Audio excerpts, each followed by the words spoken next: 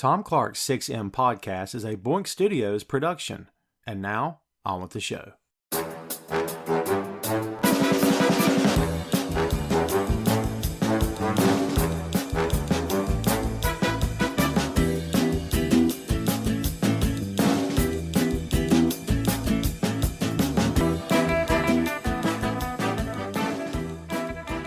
Hey, what is up? Welcome to Tom Clark's 6M podcast. I'm your host, Tom Clark, and in this episode I'm joined by co-host Phil Lindsey. From the world of rock and roll comes the debut album from one of the most iconic guitarists of all time, taking the music industry by storm and redefining rock for the late 1960s, making Jimi Hendrix a household name and inspiring a legion of musicians for years to come. We're talking about Are You Experienced? Are You Experienced was the debut studio album from the legendary Jimi Hendrix. It was produced by Chas Chandler, the original bassist for British band The Animals. At the time of the album's recording, Jimi Hendrix was a struggling musician trying to earn a living as a backup guitarist until being discovered in May of 1966. By the fall of the year, Jimi had relocated to England, where he was joined by bassist Noel Redding and drummer Mitch Mitchell. The trio became the Jimi Hendrix Experience and began work on the album soon afterward. The band began touring in Europe, steadily building Jimi's reputation as an innovative guitarist and stage presence. The crowds didn't know what to make of the band at first, but the Experience won them over, and soon they were the talk of the music scene in England. Are You Experienced was recorded over 5 months, from October of 1966 to April of 1967. The album was done over the course of 16 sessions at Delane Lee, CBS, and Olympic Studios in London. Frustrated over not getting his big break in the States, Hendrix often clashed with Chas Chandler in the studio. Much of the friction centered on Jimi's desire to play as loud as he wanted, believing he had to call the shots and present his music the way he wanted on his first album. The band continued to play live between studio sessions and made their UK television debut on Ready Steady Go on December 13, 1966. The appearance generated even more buzz for Hendrix, who had already become the hottest guitarist in England. The Troggs' Chris Britton and Mark Bolan of T-Rex were also on the program and marveled at Jimi's playing, which was raw and loud, both of which made him stand out from everyone else on the scene at that time. Are You Experienced was finished in April of 1967, and upon its release on May 12th, immediately became a critical and commercial success, selling more than 1 million copies in the first 7 months. The album has made the best of lists in top publications around the world, including Rolling Stone, who ranked it at number 30 on the 500 greatest albums of all time, and Mojo magazine, which ranked it as the greatest guitar album of all time. In 2005, Are You Experienced was chosen by the Library of Congress to join the list of 50 recordings added to the National Recording Registry, cementing its legacy as a culturally significant rock album. The album made Jimi Hendrix a star and launched a career that is still being talked about today. And that's the lowdown on Are You Experienced? So for me, Jimi Hendrix has always been a guy that has transcended color. He's always transcended race, religion, creed, cultural background, financial situation, any walk of life, anything I can imagine. Whatever your disposition is, whatever your preference is, I don't know if I've ever ran into anyone that's like, oh, Hendrix, I hate that guy. Even people who aren't his most serious fans and who aren't his most serious followers over the years can still appreciate what he brought to the table. So when you talk about Are You Experienced, I mean, this is a landmark album in the history of rock and roll, if for no other reason than it introduced Jimi Hendrix to the world in a big, bad way. When it comes to rock albums, where is Are You Experienced for you, Phil? Is it... I don't know if I'm asking you to rank it, but in terms of like your listening pleasure, is it something you can pop in any time? Do you have to be in a certain mood to hear it, or where does that fall for you? I think most of the tracks on there, before you even have like a knowledge of Jimi Hendrix, who Jimi Hendrix is, or any of his real albums, it has to rank pretty high up there because it has like some of his most notable songs on there. For sure. Greatest hits. I mean, you could almost call this album a greatest hits album. An early version. That's something else, man. When you can call a debut album a collection of greatest hits, some bands will have a debut album and out of 10 songs, there might be 3 that are crazy memorable. And the other 7 are kind of just okay or mediocre, but that's really not the case here. He's got a lot of hits on this album. And there's so many backstories to Hendrix, and you and I spoke about this before we ever got to this episode, about the fact that, he got over in England, in the UK, before he ever got over here. He'd been a struggling musician in the mid 60s, and was just trying to find his feet, trying to make a living doing this. And sometimes he was successful, sometimes he wasn't, but he just really couldn't catch a break. He was basically just playing backup to other bands or with other bands. And it's just, you see some of that old footage of him with the really short hair and it's greased and everything. And he's got a suit and you're like, God, that's Jimi Hendrix. Like it doesn't even, it's hard to even compare the two. I mean, that versus what he really was later, the artist that he became. I mean, when it comes to going to England, and at the time, England was a hotbed for rock and roll, man. Some of the biggest bands in the world were coming out of England. Of course, the British invasion here in the States, it was, I mean, the Beatles were at the forefront of that, obviously. Hendrix was a big Beatles fan. He was a fan of The Who. He was a fan of the Stones. And, you know, he was one of those guys that sort of absorbed all this music that was going on around him and then just sort of reinterpreted it into his own style. But, man, I can't imagine, you know, just, I don't know, I guess being in England at that time and just happen to hear about a club or a gig somewhere and some guy named Hendrix and some band called the Jimi Hendrix Experience. And then, like, I don't know, I getting through the front door and hearing it for the first time. It's crazy, man. I don't know if I could put myself in that position where you're hearing music for the first time live and knowing that it's going to change the world. That must have been something else. Yeah. Yeah, I think about that sometimes now because, like, sometimes we see artists break today and, like, they become something like, I mean, there's not that many I can think off the top of my head, but just being in the moment and discovering Jimi Hendrix had to be, like, like a surreal experience thinking back on it now. Yeah, man. And some of the, like we said, some of the biggest bands in the world were, you know, had come over from England, were traveling back and forth, touring back and forth. And, you know, there's great stories out there of some of these musicians being in the crowd, hearing Jimmy for the first time, and basically after the show, just talking to each other going, well, what are we going to do now? This guy's, I love that. I love that idea of, well, we thought we were pretty good. And then all of a sudden, boom, not so good. This guy is a genius. And he made it look so easy. The fact that Jimmy was left-handed, played a right-handed guitar upside down. I mean, I don't know if you play, man. I play bass, and playing an instrument is hard enough. But if you told me, okay, Tom, here is a left-handed bass. Now you got to learn it upside down. I'd be, no, that's not going to happen. I can't even wrap my head around that. But that's just, I mean, dude, I use the word genius when it comes to Sky. I don't know what else to use. He was just, he was one of a kind. And I think it's a big statement because at the time, other artists in his field flat out showed him respect and flat out recognized him for the artist that he was. Man, that if nothing else, that is an indictment on who he is and who he was at that time, that other artists around him recognized just how great he was. Yeah, I mean, I wouldn't say that I play. Like, I know the basics of guitar. Like, I have a guitar, you know, I fooled around with it a little bit. I took some lessons. And my big brother's left-handed. And he's trying to learn how to play bass. So right. I attempted to tune his bass for him one day, and I was like, yeah, I can't figure this out because I'm right-handed.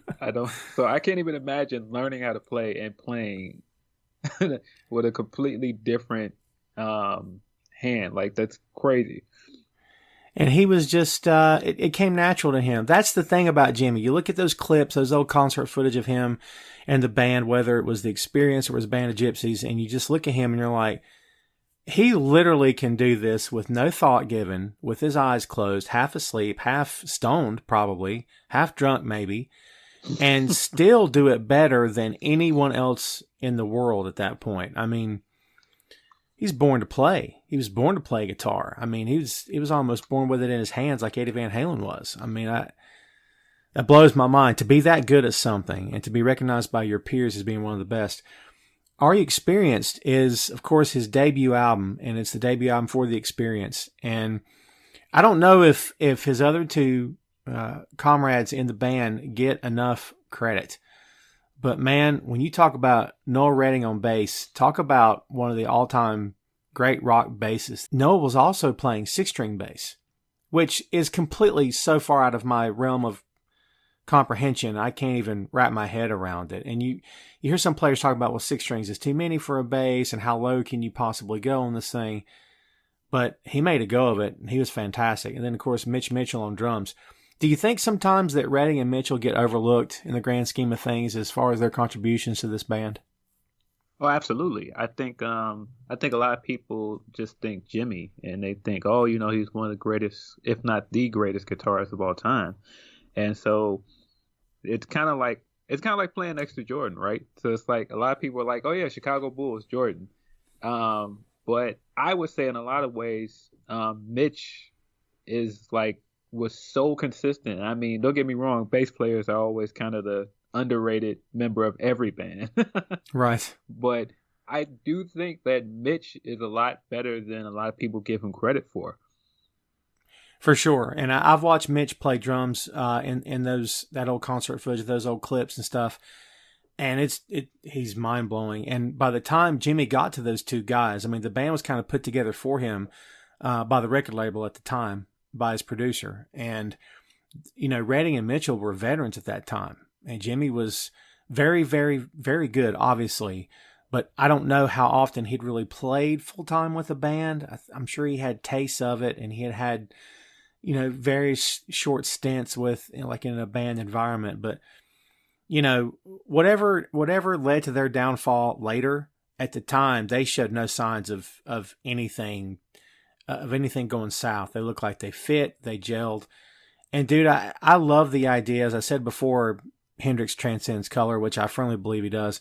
I love the idea that at the time, in the 60s especially, no matter what kind of civil unrest was going on here in the States, that these 3 guys didn't care about color. They couldn't care less. They just wanted to play. And I love that. And I love that story. And that's a story that, not to, paint a huge picture here, like sweep it with a broad brush, I guess, but that's a story that, a lot of walks of life could learn from today. The fact that, no, it doesn't matter what you look like. I mean, are you good? If you're good, let's play, let's have fun. Which, in another way, I think that they broke barriers at the time. I mean, we saw it with Sly and the Family Stone. We saw it with even Casey and the Sunshine Band, of all things. I mean, disco band, sure. But multicolored band. I mean, George Clinton and Funkadelic Parliament. I mean, it's just, all these different backgrounds and cultural things happening. But dude, none of that stuff mattered. I really think the experience was breaking barriers at the time. You think? Oh yeah, absolutely. I think they changed things in a lot of ways, because at the time you didn't see many. I mean, and I'm saying many. You didn't see any black frontmen with 2 white band members, and then they were a trio. You still don't see many trios right now either. So I mean, just looking at them before they even play, they already stand out. They catch your eye, and they're different. And look, not for nothing, that's good from a marketing perspective. If nothing else, it makes you, maybe don't look past that poster as it's hanging up on the telephone pole next to you on the sidewalk. Maybe you stop and have a look at it and say, well, that's different. Wonder who these guys are. So maybe it sold more tickets. I don't know. I mean, it's possible. I mean, word of mouth did it for sure, because once this guy started playing, everyone within a 10-mile radius said, my God, what is that? So, yeah, the union of these 3 guys working together was fantastic. And like I said before, man, a lot of backstories with this guy and with this band also. The fact that Decca Records passed them over. It's the same record label that said no to the Beatles because guitar groups were on the way out. At some point, you'd think they would learn, but no, there was no learning. I can't wrap my head around that, man. Like, 1 mistake, I get it, but 2 mistakes, it's mind blowing to me. It's one of those stories though that kind of adds to Jimmy's legend, like it added to the Beatles. Obviously, I mean it became part of who he is. And, after years of kind of being rejected and not being able to get his feet under him, as we said before, and make a go of this, I mean, maybe he had a little bit of an axe to grind. No pun intended. You know what I mean? Yeah, maybe. I'm not sure. I mean, it's, I don't know. Maybe I'm off base on that. It feels like maybe he had reached a point where it's like, okay, finally I'm in a studio. And there's stories out there of, he wasn't getting along great with the producer at the time. and he wanted things his way. He was very picky about how things sounded, which I completely understand that. But again, it was his first time really in the studio to being able to do his own thing. So let's get down to this, man. And as with a lot of different albums at the time with the British invasion, there's actually two different editions of this album. There's the original UK edition and also international edition. Then there's the original North American edition. As we know, due to record companies and due to the way the labels wanted the songs put together in what order and what they wanted included, what they didn't want included, just like the Beatles albums, the US versions were different than the British versions and vice versa. We had the same thing with Hendrix. So we'll go through these songs and talk about these things, and we'll just try to hit every one of them here, whether they're in order or not. The original UK edition began with Foxy Lady, and it's a fun song, and anyone that's ever seen Wayne's World knows what, how fun that song could be. Talk to me about Foxy Lady, man. It's definitely one of those easily recognizable Jimi Hendrix songs. It's interesting when I pulled up the album to listen to it for this, and like you said, there's the US version and UK version. The way they start is different, so it's kind of jarring. The way I'm used to listening to it, because I'm used to the American version, I'm used to it starting with Purple Haze.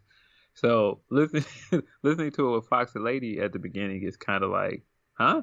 It throws you off.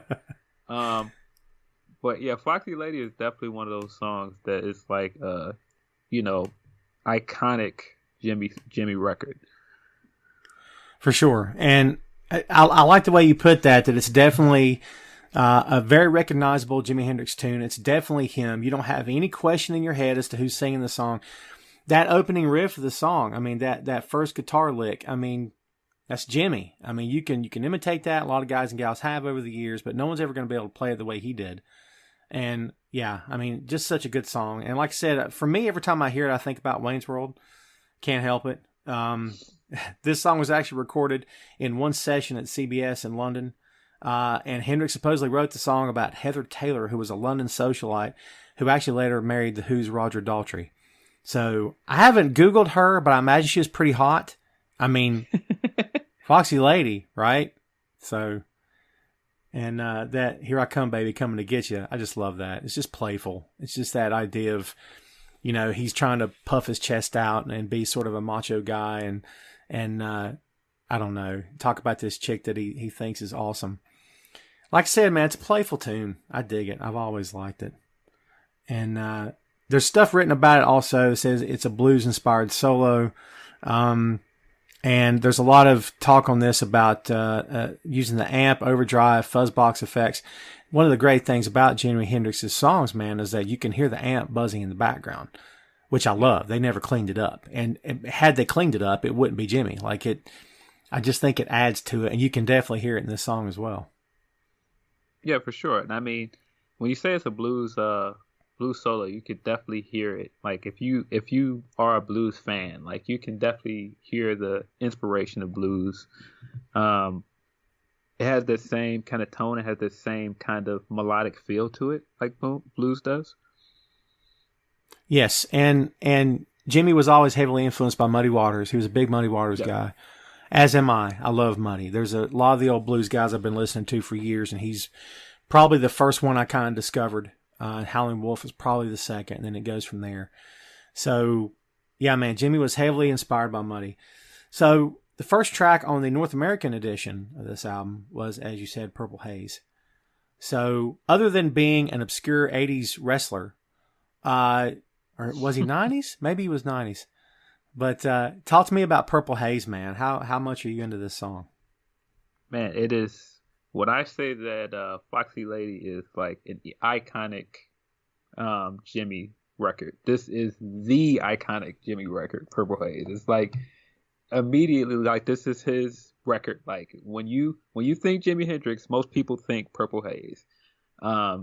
So it's like it's synonymous with him, and I'm sure like most people. I mean, it might not be everybody's favorite Jimmy record, but like if you asked anybody off the top of their head to name one, you probably get that from a lot of people. And it's just like the riff at the beginning of this record just never gets old. I don't care how many times you listen to it, it just always sounds phenomenal. No doubt about it, man. And Purple Haze for me it's a classic, instant classic. And it's no mystery here, kids, that the song is basically about an acid trip. There's a shocker for you. Supposedly, and Hendrix was quoted at the time, he says it was all about a dream that he had, that he was walking under the sea, and said the dream may have been inspired by a science fiction story about a purple death ray.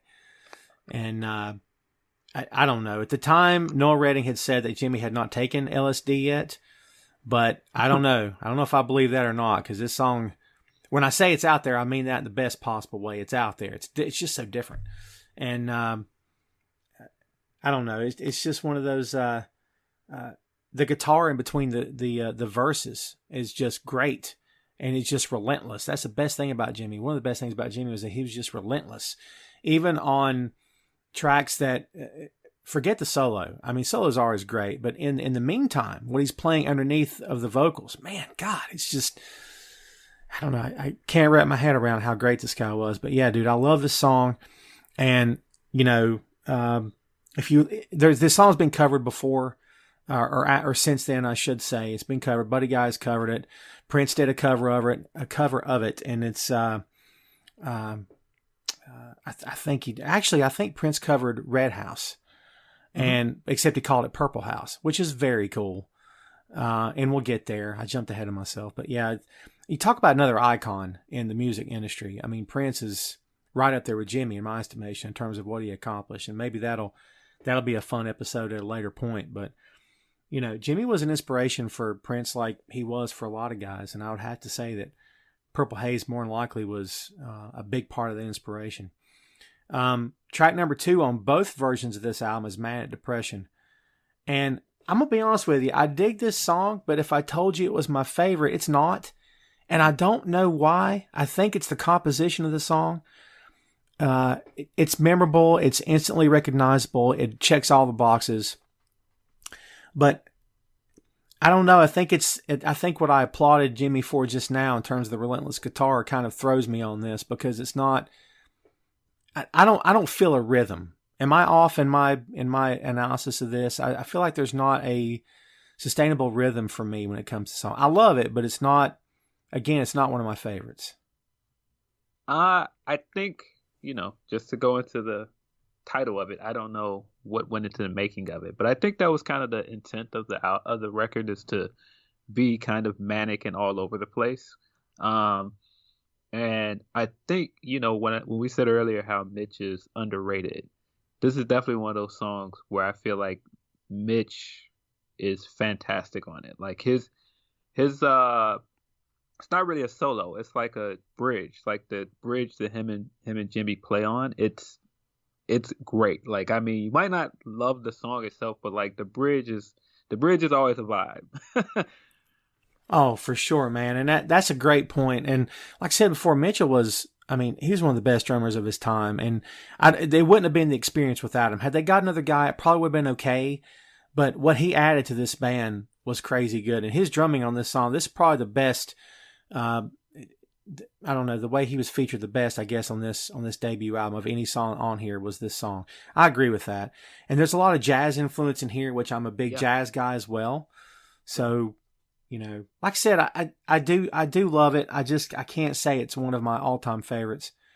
But I mean, that's a good point to make about the fact it's called Manic Depression for a reason. Maybe that's the theme of it. It's supposed to invoke that emotion in you, which, best songs from this guy, the best songs in general, they get something, they pull something from you, make you feel a certain way. So, Jimmy actually described this as ugly times music and said it's a story. This is great, by the way. It's a story about a cat wishing he could make love to music instead of the same old woman every day. So I would say by this time, maybe LSD has happened. Maybe. Yeah, probably so. But it's all good, man. It wouldn't be Jimmy if he didn't have something like that. So I thought it was a good number 2 because you set the tone.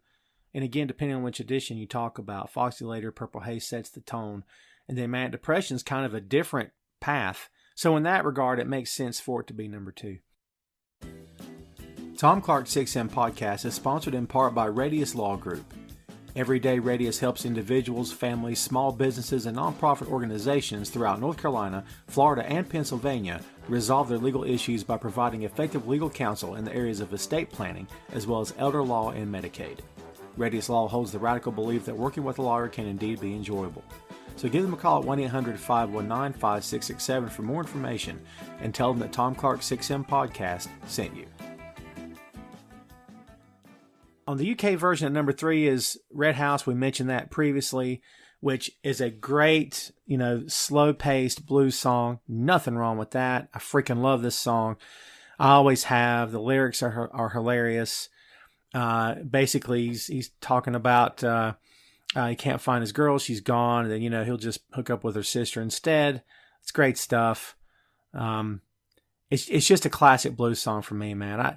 If this were his only contribution to the blues genre, which it wasn't, obviously, if it was, this would have been something to hang your hat on because I love this song, man. Oh yeah, it's one of the greatest blues records of all time. I don't think that's a stretch to say that. It's one of the best blues records of all time. It's one of those where, of course, it's tossed around that Jimmy is one of the best guitarists of all time. But it's one of those records that it is so difficult to play, in my opinion. It's one of those that I always go back to when I talk to people that might not know who Jimmy is, which I don't know how you would at this point unless you're just like a younger guy. Right. But when I introduce some people to Jimmy and I say he was amazing, and that's one of the songs that I'll play for them because it's just so good. And you can hear, I talked about the amp buzzing, at the very last, right before the last line, the music stops. You can hear the amp. And that's the best thing ever. It just makes it feel like he's in the same room with you. He's got a little box amp or a little carry-around amp plugged into the wall, and he's just playing this, and he's just hanging out with you. That's what it feels like to me. And I don't know. I think a lot of that is lost on modern music. Not the soapbox kids, but I think a lot of that is lost on modern music, that the ability to make you connect to it and really feel like, hey man, this guy, I could hang out with this guy. He's not untouchable. He's not, 2,000 miles away and a fleet of limousines and security and all this money and bank accounts in between us. This guy could walk into wherever I'm at. I could shake his hand and tell him I appreciate his music, and he would be cool with that. So I don't know. Yeah. I think this song is a great example of that. Yeah, and I definitely agree. I think a part of what makes this album and most of Jimmy's music so interesting is a lot of tones that he gets out of his music. And it's mostly because it's not overproduced like a lot of stuff is now. And, a lot of the stuff that's overproduced, it's good. And I mean, that's not to knock a lot of stuff that's out there now, but there was just certain, there's a lot of uniqueness that you got out of Jimmy's music because of the tones he was getting out of the amp, or like what we just said with Purple Haze, and the riff that he played under his vocals is so messy and it's so distorted sometimes. Mm-hmm. Like all the imperfections in his music, I think, are part of what makes it so interesting at times. It adds to it, because even the imperfections, they're not there because he's not good. They're there because he wants them there, which takes even a bigger genius, in my opinion. I mean, you hear stories in the past or times about bands who, years after the record is released, they're like, God, if we could only fix that one song, it's not how I wanted it to sound. I don't know that he ever had that problem. I mean, Jimmy was self-conscious about his singing voice, and that became apparent. He didn't like the way he sounded. I disagree with him. I think he's got a great rock voice and instantly recognizable as his playing is. But he was very, he was a socially awkward kind of guy. That came out a lot of times in the way he carried himself. He's very soft-spoken. But yeah, he was very personable, man. I mean, just one of those guys who just, I don't know. Like I said before, his music just transcends, and it's because of the way he is, the way he plays. And his tone has a lot to do with that.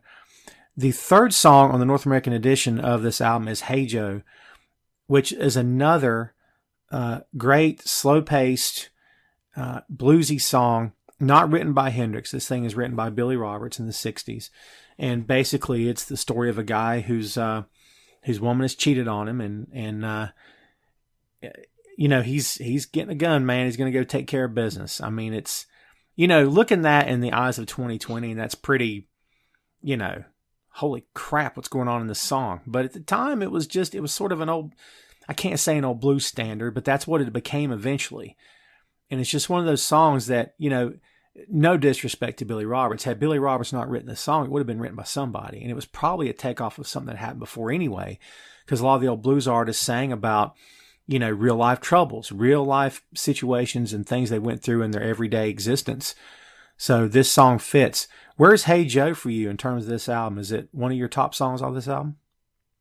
Oh yeah, it's definitely one of my favorite Jimmy records. I mean, it's one of those that it's so dark that you should. Sometimes when I listen to it, I'm like, why am I listening to this? It's kind of a downer, but it's like it's so beautifully written and so beautifully composed that it's like, how can you not like it? And it brings back so many memories. Like most people, if you've heard this song, you remember where you heard it for the first time. You remember the emotions it evoked. So yeah, it's definitely on my list of top Jimmy records for sure. So coming at number 4 on the UK version is Can You See Me? And again, I'll be straight with you. It's not one of my favorite of his from his catalog. I don't dislike it at all. I don't know if it really fits this album, in my opinion, which may be why it wasn't included in the North American edition. I could be off on that. I don't know that it fits. Again, I don't dislike this song, but how does this song hit you in terms of actually being included on this album? I'm with you. I don't think it fits the album, and I think that's probably why it was left off of the North American version. It's not memorable for me. I don't know. I've only heard it like once or twice, if I'm being honest. But it's not one of his more memorable records, and that's not saying every song on the album has to be memorable, but It just kind of doesn't fit in the flow of the album for me. Yeah, and it's, I guess when you think about terrestrial radio, about FM radio, whatnot, I mean, this is not one of the songs they play when they decide to play Hendrix. If it's an oldies rock station or whatever, they'll play the big ones, but they rarely ever play this one. I don't know that I've ever heard on terrestrial radio. If I have, it's been years. And I walked away from FM radio a long time ago, folks, because it's not happening anymore. So, who knows? Maybe there's a great rock and roll station, a local station out there in a town somewhere in these great United States that would change my mind. But at the present time, I'm done with it. But I'm with you, man. I'm not in love with this song. I don't know why it was left off the North American version, but if it's for the reasons we just listed, it makes perfect sense. Number 4 on the North American edition of this album is Love or Confusion, and I do dig this song. And I like it because it's different. It's different paced. It's a different feel. It's a different vibe. And it's like, melt your face guitar solo. And it really feels like he's telling a story from start to finish. It's like, I don't know. This is one of those songs that if I'm on a long car ride, I could listen to this song and repeat it a couple of times, and it just seems to flow. It seems to have a rhythm to it, which I can definitely get into. So, what's your thoughts on Love or Confusion? I really like this song. It's not one of those, like, if I just go and listen to a playlist or something that it pops up, but when I've listened to this album, I listen to it, it's like, oh yeah, that is a great song. It's not one of his biggest records, but it's definitely one of those B-sides that it's worth checking out. And it's so different from the rest of from what you would know him for. Like it kind of has warm tone, like the song that comes afterwards, at least on the U.S. version. Right. And it kind of has, like, it's not really a ballad, but it kind of has the same feel, kind of like the same warm tones, like the song that comes afterwards. It feels like he's actually trying to sing on this song, doesn't it? Yes. Yeah. Which is, again, it's odd considering he didn't think he had a great voice, but man, it really sounds like I don't know. Maybe I'm thinking too much into it. Maybe he just sang it and wanted to record it and be done with it. But it almost felt like, okay, I'm gonna really put forth an effort on this one. So I appreciated that. I dig this song. So number 5 on side 1 on the UK version is Love or Confusion. So for the North American version, it's May This Be Love. So what's your thoughts on May This Be Love? It's one of the most pretty songs that he's ever made. Probably up there with Lil Wayne. Yes. It has this cool like psychedelic sound to it. It almost sounds like sitar. It doesn't like, I'm not sure how he got that tone with guitar. Mm-hmm. It's just really beautiful. I mean, his voice sounds really good on it. It's probably like one of the only 2 ballads on the record, and it doesn't drag the record down, in my opinion, because it's so good. I agree with you, and I love the fact that you mentioned Lil Wayne, because this song reminds me of that quite a bit. And again, when you call it the prettiest, that's a lot of people referred to it as that over the years, and it's absolutely appropriate when describing this song.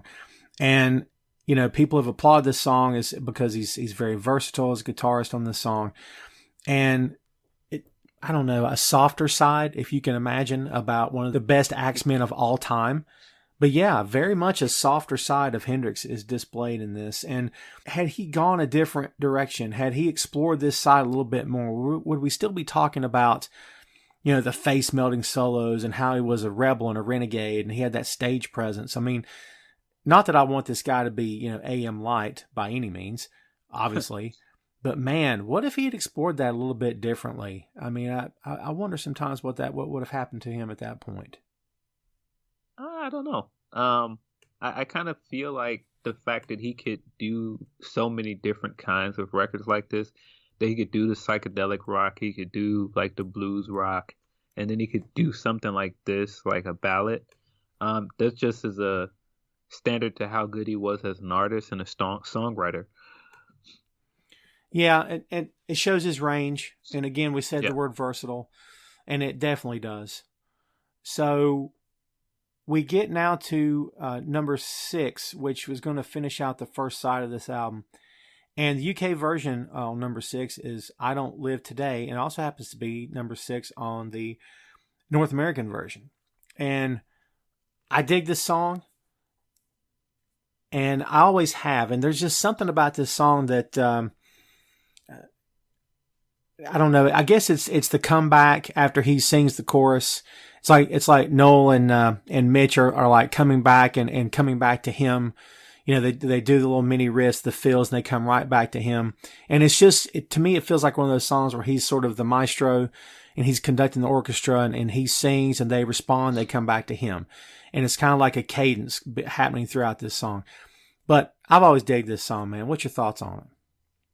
Yeah, I definitely agree when you say that they played off of him really well in this record.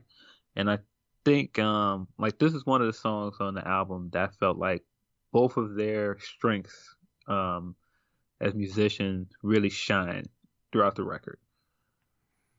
Absolutely. And I don't know. I think this song best represented what these 3 guys were capable of when they gelled as a trio, when they all played together and they all had one goal in mind. That's just to make good music. Like, you know, dude, guys like us and you know, record critics and all these other cats through the years, man, we overthink it, we analyze it, we criticize it, we try to make maybe sometimes stuff out of it that isn't there, or maybe we miss the point sometimes, whatever. But at the end of the day, man, these 3 guys just want to play. And I guess it's something that simple that could make something this nice and this beautiful in terms of a debut album. But I think that's very well represented here. We get to side 2 of this album, and the hits just keep on coming, man. On the UK version, we begin with May This Be Love, and we've covered that. But on the United States version, it is The Wind Cries Mary. And my God, talk about softer side. He continues here to make you kind of wonder, what kind of band is this? Are they melting your face off? Are they, making your ears bleed? Or are they going to be something else? And I love that he keeps you guessing, that you don't really know. And I don't know how much thought was put into the track listing for this in the track order, but man, I love that this opened up side 2, and again, keeps you guessing what's going to come next. Yeah. For me, it's one of my favorite Jimmy solos. It's not one of those like you said, melt your face off solos, Right. but it's simple and it's very mellow. I think it's so good in just how simplistic it is almost. Yeah, and it's a classic. It's I don't know where I put it in terms of Purple Haze and even Voodoo Child as being an instantly recognizable song, but I would say it has to be up there. It has to be Yeah. at least top 10 in terms of the second you hear it, you're like, okay, that's Hendrix. So it does make complete sense, and I've always loved this song. Number 2 on both editions of this album is Fire. And dude, this might be, I don't know if I want to say commercially recognizable song, but again, it's got to be up there. And it's got the classic line, "Move over, Rover, let Jimmy take over," which has been interpreted 1,000 different ways. And I don't know what you've heard, but the story I've always heard is that he was actually on a ski trip in Europe at the time, or he was at a lodge or something, but I know it had something to do with it being bitter cold outside. And there was actually a dog, like someone's pet, in the room and was in front of the fireplace. And he literally stepped up and said, "Move over, Rover, let Jimmy take over," so he could warm himself up. Now, I don't know if that's a true story, but I've heard that for years. And I'm sure other people want to take it and make something else out of it. But again, it's him being playful. It's him calling out stuff in the middle of a song. You're like, what is he talking about? I love it. I dig it. I love this song, man. I really do. Yeah, I definitely feel like this is one of those songs where he's good. He's good as a singer, but in terms of as a frontman and just entertaining with his ad libs and everything that's outside of his vocals, this is definitely one of his staples. I definitely feel like this is definitely one of those records that Mitch just killed it on. His fills on Fire are awesome. Yes. Yes, absolutely. And again, man, I do believe it's one of his best. And I just think there's so much going on to it. And I don't know, to me, the best rock and roll is, I don't know if I want to call it mindless, but where you can just tap your foot and enjoy it and not have to overthink it. And I think Fire is one of those songs, but it's got a great solo to it, and everything about it is just awesome. It's jazz inspired, including the drumming. And Mitch, like you said, Mitch gets to show off a lot in this song. And I imagine this was probably one of the more fun songs for them to play live. If I had to wager a bet, I'd say this is probably one of the ones they did live and had the most fun with. So moving on now to the third track on side 2. It's the same on both editions. Funny how that keeps working. This one is Third Stone from the Sun. And again, dude, another departure for this guy and for this band. It's a mostly instrumental song. And I love this song. I don't know what it is. I don't know if I can put it into words, what it is about this song that I love so much, but it's always been a personal favorite. There's psychedelic stuff going on there. It's almost like poetry in a lot of this. He's not really singing as much as he is speaking, which he did quite a bit anyway. And there's a lot of, subtle nuances in this song. I mean, Jimmy was a comic book fan, which I always respected. And he grew up with that stuff, and the superhero thing was big for him, and I respect that a lot. And you can kind of hear like science fiction stuff happening, and this is different, but I do think it's a great composition. I really enjoy this tune. Yeah, it's definitely one of the more experimental records on here. Like if you're just listening to this album for the first time and you hear it, it's kind of like, okay, is this an interlude? What is this? It's because it goes almost 2 minutes before he says anything, and he doesn't ever actually sing on it. It's kind of like a poem towards, I think it's around the 2 minute mark. And then he just kind of plays again, and then like even the composition of it, it never really stays steady. There's no structure to it. So it's an interesting listen, like when you first hear it, but it's definitely memorable for me just because I know it and I've heard it a few times. But I would be curious, like, to just sit in a room and play it for somebody and see what they think.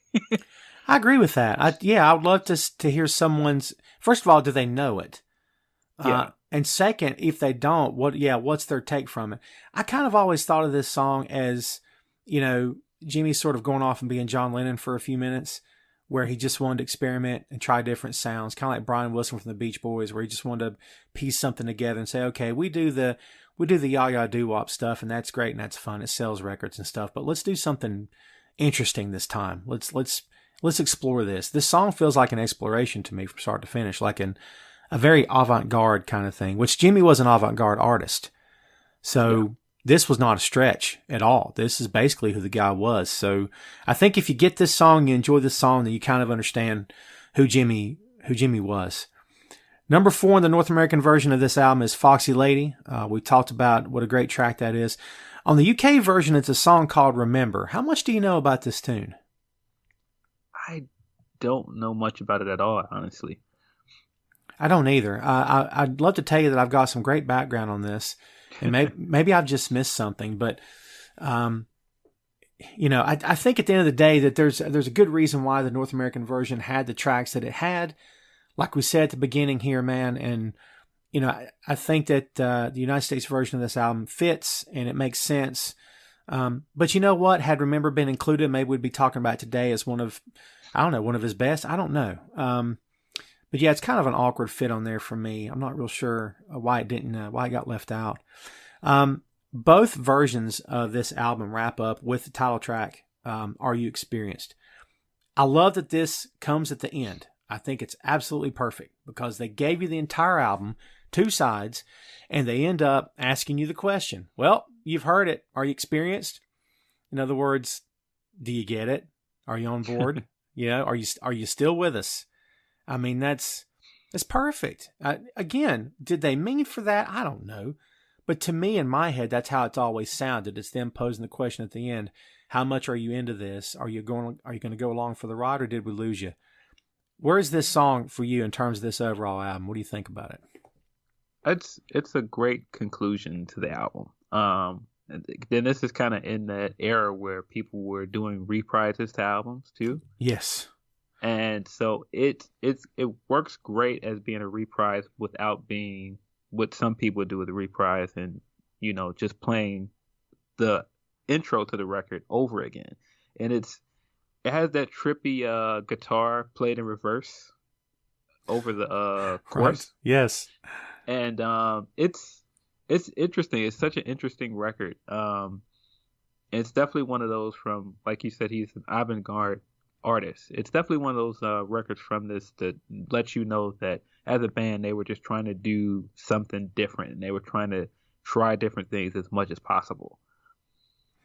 And at the time, what we're talking about here, one of the engineering assistants said the original idea for the guitar recording was to do a loop, but that gave a problem. We tried looping it, and then we couldn't get it to loop. In the end, Jimmy got so impatient doing this, he said, look, it's quite easy. We're just going to play it, and he played it in. And supposedly it's also possible that Hendrix performed some of the backwards drum parts of the song in addition to Mitch Mitchell's work. So yeah, it's a different song. A lot of this is being compared to like Indian classical music as far as the droning that goes on in the song. Some of the thoughts behind this is that the song does not include like a traditional bass line, which is different, but Noel is listed as playing the bass on some versions of this album on this song. So maybe it's just one of those things that if the answer's out there, so be it. But if it's not, that's okay too, because it's a bit of a mystery. And I think it just adds to the, I guess if I had to pick one word about this song, it'd be texture, which, I think fits it. And again, I think it, like you said, it finishes up the album quite nicely. And it does kind of sum up the band at the very end. Yeah. So that's the album, and needless to say, it's a classic, instant classic. This thing was a hit from the moment that it was released and continues to be considered one of the greatest rock albums of all time and most likely the best debut album of all time in terms of rock and roll. And I'd be hard-pressed to argue against that. I mean, just how this guy seemed to have come from out of nowhere, which wasn't the truth. He'd been playing for a while. But in terms of what the populace viewed as being, overnight sensation. Oh my God, who's this Jimi Hendrix guy? He took the world by storm, man. His influence on every band that followed after him. You talked about trios. I mean, the power trio, the idea of the three guys up front. We saw that with Cream. We've seen it with other bands as well. And just the idea of you've got this holy trinity of guys up there, and they're making all the sound. And the Experience made enough sound for 5 or 6 guys in a band, for sure, maybe more. But yeah, I love this album, man. What's your favorite song on the album overall? My favorite song on the album. Whew. It's a hard one, right? It's probably Purple Haze, just because if I just want to hear a Jimmy record, that's more than likely the one that I'll listen to. That makes sense. I can see that. It's a tough one for me. I don't know. I love Fire. I love Red House. I don't know. For me, it's a tie between Purple Haze and Foxy Lady. That's kind of where I'm at on this. But yeah, definitely a classic album. He had more classic albums after this, but had this guy only done this album and then just disappeared into obscurity, we'd still be talking about this album. It doesn't matter that he had a career after that. I mean, it does, but you know what I mean. I mean, if this were his only contribution, that would have been okay too, because it's just phenomenal. I mean, I don't know how many of us have ever sat around and made our list of greatest albums of all time. I mean, Rolling Stone ranked it number 30 out of 500, which is pretty darn impressive. If you had to suddenly, put a star rating to it or rank it somewhere and on your personal list, I mean, is it top 10 for you? Is it top 20? Where does it fall for you? I would say it's around top 20 for me. Because there's so many. I mean, if you're just looking for a record that sums up Jimi Hendrix as a whole, this is probably it. I mean, he's had other really good records, but this one, like, especially the way that the US version is sequenced. Yes. There isn't a single dud on this record. Like every song on this thing is good. And I think that's the call of a great artist. And I think it's the call of a band whose time had come, and a guy who had finally, broken through and finally got his big break, finally got to where he wanted to be. And, success allows you a lot of opportunities to do what you really want to do later, which he managed to do. I mean, some of this album I know was, they recorded over a period of 5 months. So it's not like they took their time, but it also didn't take as long as some other bands might take. So, supposedly they didn't spend any more than 30 minutes on a song when in terms of putting it together, and they may have only recorded a handful of different takes on it, but they kind of knew what they wanted to do with it, where they wanted to go, and they just wanted to be raw. I think raw is the best word for this album. It sounds raw and fresh, and it sounds brand new, and I think that's what will make this album relevant for a long time. So I'm going to throw it to you as I always do, if you're able. Can you give me your last word on Are You Experienced? Are You Experienced, if I remember, came out in 1967, right? Yes. And 1967 is an interesting year because that's the same year I believe This Relic Years came out, and that's one of my favorite art albums of all time. So it just was such an interesting time for rock music, and there were so many sounds that came out of that year. And if you pick any album that year that just completely changed the landscape of rock, it probably is this one. I agree with that. And, 66 was Revolver. 67 was Sgt. Pepper. I mean, Jimmy was a big Beatles fan. He played Sgt. Pepper live. He played a lot of their songs live. And again, mutual respect. And I've said this before on this show many, many times in the past. It doesn't really matter color, background. None of that stuff really matters, because musicianship appreciates musicianship. You can have artists from different genres mixing it up and hanging out, making great music together, because the respect level is there. And I think that adds to Jimmy's mystique, the fact that he didn't just show up and say, I'm going to shred this guitar, nobody can do it like I can, I'm the best of all time. He never did that. He just wanted to play. And he took his inspiration from the older blues guys, and he loved the current product, and he blended all that into his signature sound. It's best represented on this album. Like I said, he did a lot of great stuff afterward, but I think this is his calling card. And if this is what he's remembered for, I would dare say his fans would be okay with that, and I certainly would be too. And that is Are You Experienced? Hey, thanks for listening to the show. Check out our social media on Twitter, Facebook, and Instagram at 6M Podcast. We'll see you next time.